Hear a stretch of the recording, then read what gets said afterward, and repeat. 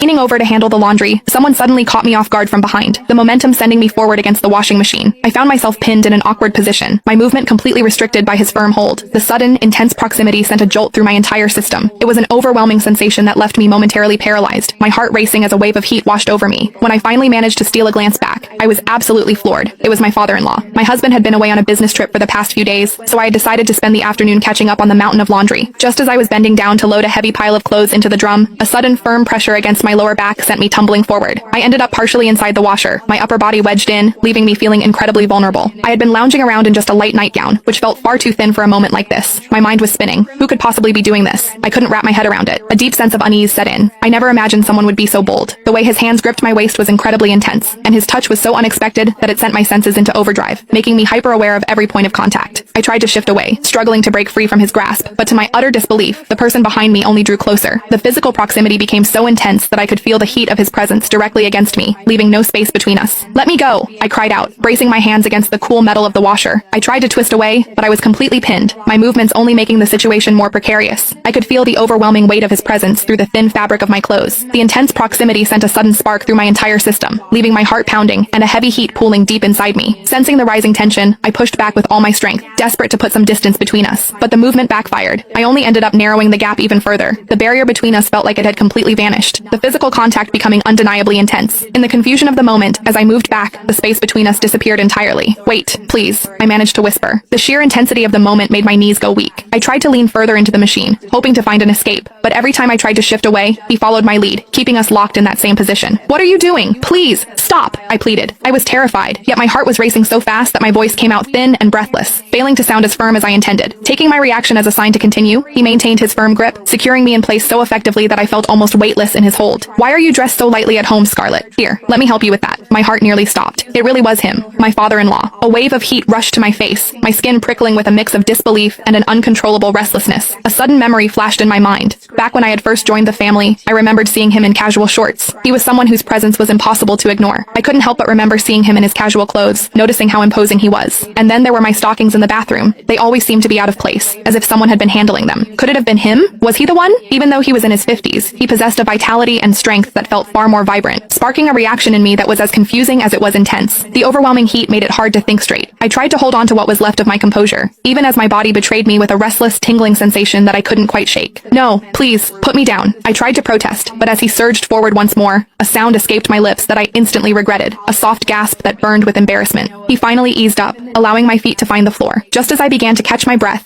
his arms pulled me back in. Instantly,